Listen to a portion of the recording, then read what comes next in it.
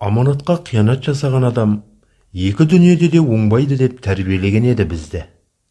Кеңес үкіметінің кез болса керек. Сары сүлейлерінің сарқыты, атақты жырау Алмас Алматовтың үйіне бір туысқан жамағайыны келеді. Қалаға келген, қалтасындағы қаржысын жаратып қойып, ауылына қайтатын ақшасы қалмапты. Алмас ағаны арқа тұтып, табан тіреп келіп отырған бет екен.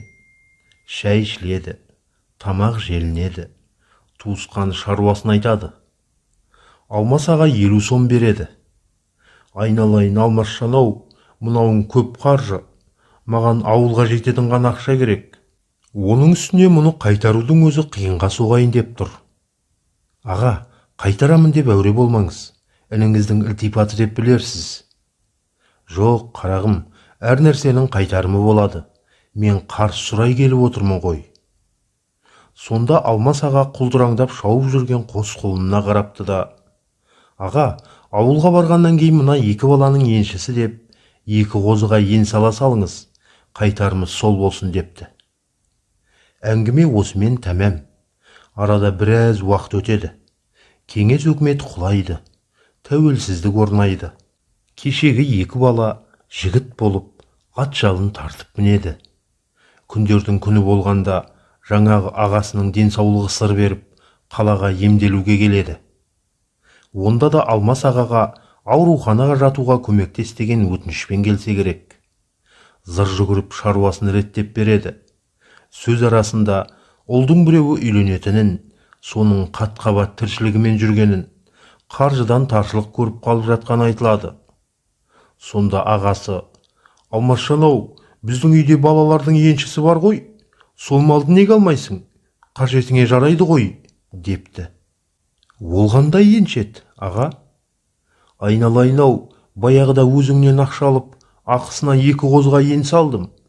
Сол екі қозың бүгінде 80 бас қойға айналды. 20-ға тарта сиыр бар.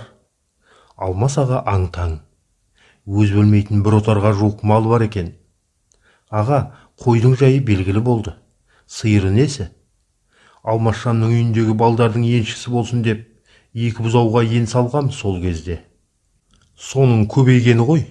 Малыңның басы аман, бәрі орнында тұр. Көлігіңді жіберде алып кете ғой. Содан Алмас аға малын алдыртып, баласының тойын өткізіпті. Осы әңгімені естігенде таң-тамаша болдық. Қазақтың оқымаған қарапайым ақсақалының адалдығына сүйсіндік. Аманатқа адалдық, қанша уақыт өтсе де, малдың басына тиіспей, өз дүниесінен артық көріп бағып өсіргені.